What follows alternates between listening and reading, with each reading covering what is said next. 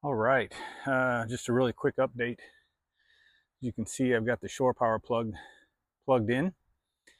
It's snaking around through here, and I've got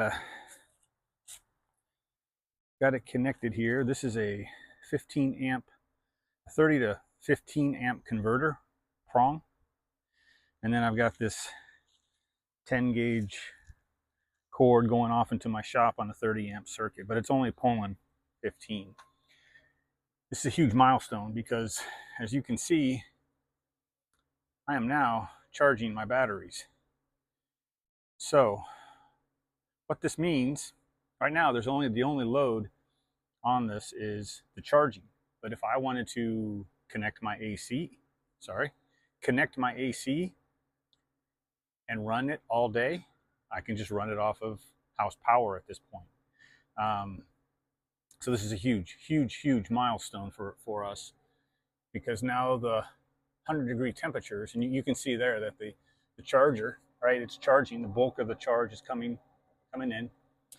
If it was doing any inversion, this would be lit up or lighted up, lit up. Um, but it's not right now. I don't even have AC out at this point. Our 120 volt will go into this far left, and that'll come down and feed a panel that I'll have like you have in your house. Your 20, your big breakers on your house system. So, I mean, the, nothing. I mean, everything's warm, right? Because it's 100 degrees out here. But that's a little warm right there. But nothing that I'm afraid of, right? I think the rule of thumb is if you can keep it on there for 2 seconds or longer, you're good. And none of these are even moderately hot if you look at it that way.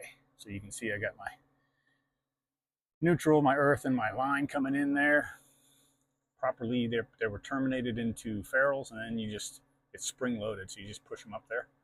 Got a little bit of a service twist there, because if I ever have to change anything, I'll be able to cut that back. You can see back in here that the wire loom that I used to run it through the van, I got to pull that up and secure it. It kind of fell down kind of like loose socks. Real quick, I'll show you where this is coming in. So this is the backside of that shore power, and that comes down into this here breaker box, and this is a 30 amp breaker. So what this does is if I get any kind of surge, it's going to trip this breaker and protect everything from here, from this side, all the way back to my equipment. So the only real damage it can do would be this little short, and that's code. You have to have, if you go over 10 feet, you have to have a breaker in there. Plus, it's just safe, right? You want that breaker to be in there. Yeah, so huge milestone for us. I can now get the AC hooked up. That's going to go up into here. Won't need to be converted at all. It's a 24 volt AC. I've got the factory whip. I've got everything ready. I just got to plug it in there in the top. You see up in here.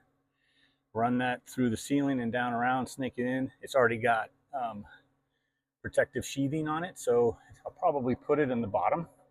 There's going to be a little connector in here. I'll put it in, and we'll just go from there. So let's see.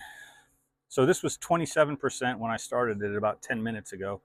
So that's a huge minus, or I guess a negative on this is 15. I've limited it to 13 amps. Let me show you this. So in here, my devices, it sees all my devices, and here's the MultiPlus bulk charging. Beautiful to see. I have limited it to 13 amps. Why? Because that MultiPlus will take up to 30 amps if I let it, and that would immediately trip that. I mean, this is only a 15 amp conversion, so that would probably burn my wire out. That wouldn't be pretty.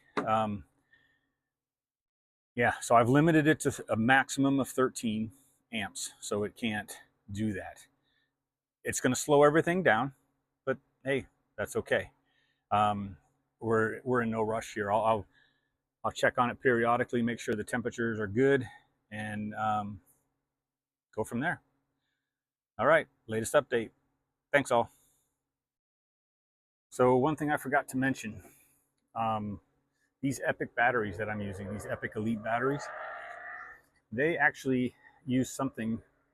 I'll show you. They tell the MultiPlus what they want, what they need through something called distributed voltage and current control. So these batteries speak Victron. It's the CAN, right? The VE dot CAN. So they speak the language of the of the servo. So what you do is you come in here, you turn this on, you turn on the shared voltage sense, the shared temperature sense, and the shared current sense. And so you tell it, you hard code it. The controlling BMS is the battery. Okay, so not the smart shunt, right? There is a smart shunt here that could help as well, but this means you do not have to program your MultiPlus. It when it asks or when it wants to know what the battery needs, the battery tells the servo tells the MultiPlus what the battery said. So this is going to allow the battery to cut off everything when it needs it and not rely on the MultiPlus at all. Very smooth, very quick setup there. Um, Real happy to see it's working.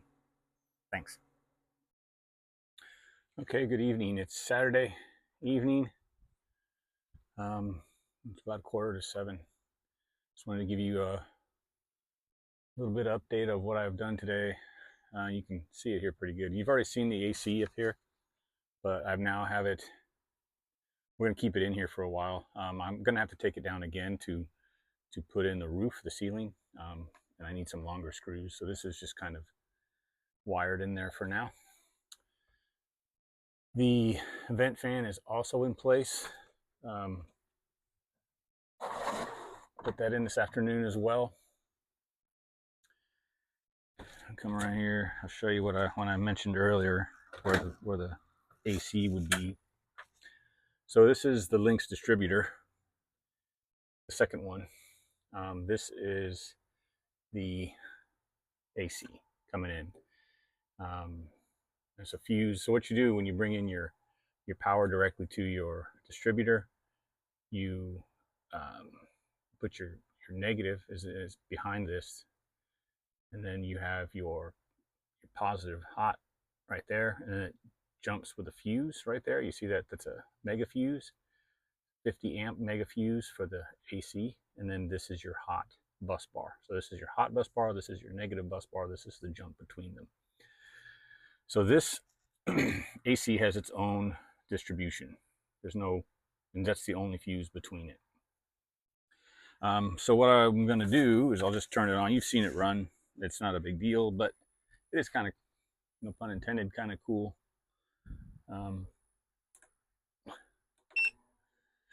So right now it's set to 68. When I turned it on this afternoon, I had it at 75. So we turned it on at 9:30 this morning, and it ran all day until 3 o'clock. And did a really nice job considering the state of the van. So right now it's running straight off the battery. It's not, there's no shore power hooked up. There's nothing, just this is all battery power. And then over here is the vent fan, and it automatically opens itself up and turns itself on. Obviously, I don't think you want that running while the air conditioner is on. At least I think right now it's pulling air out. So that would give you that circulation. You can feel the breeze come in now through the windows and stuff. Although the windows are closed, I mean the doors. So yeah, that's what this is going to allow me to do, is work in the van in cooler temperatures. And then hopefully get some more stuff done. I'll show you real quick what the battery is reading.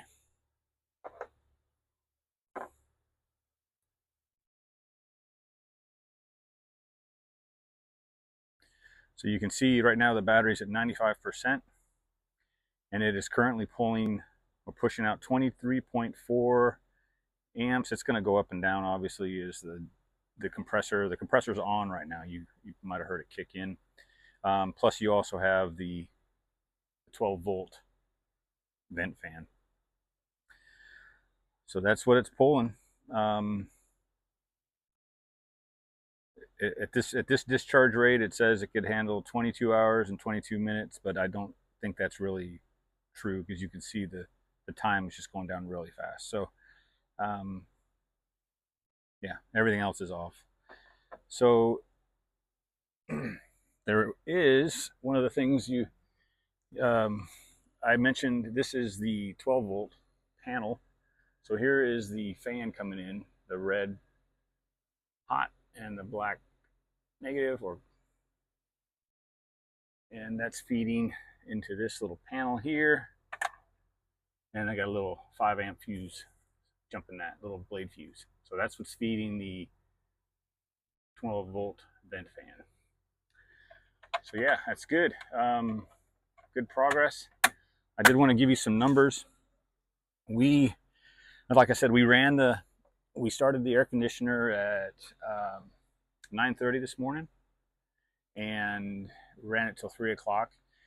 Today in the sun at 3 o'clock, it was 103 degrees in the sun. In the shade, it was 100 degrees. I came in the van, it had been closed, everything closed, windows, doors, everything closed. In the front of the van, at the floor level, it was 88.7 degrees. At the ceiling level, it was 96.6. So up there towards the vent fan, it was 96.6, and down here, it was down by that little power cord you see there, that was 88.7. Okay. Back here in the back of the van, where you see that little spool, it was 84 degrees at the floor and 88 degrees at the ceiling. So I'm considering the state of the van, it's not finished. There's still some insulation, right? We had some insulation fall out. We haven't put any of the wood in or anything like that to provide another barrier. I'm pretty happy with those numbers. It stood, the commissioning of the AC worked. And right now, this is just pumping out some seriously cold air. It's probably 60-something degrees here. I do have to clean up all the wires, as you saw in the cabinet, and this right here, this is the big wire for the AC, and then of course the wire snaking across here. I got to clean all that up. That's a tomorrow morning thing. But yeah, that's progress, and I'm pretty happy with it. So talk to y'all later.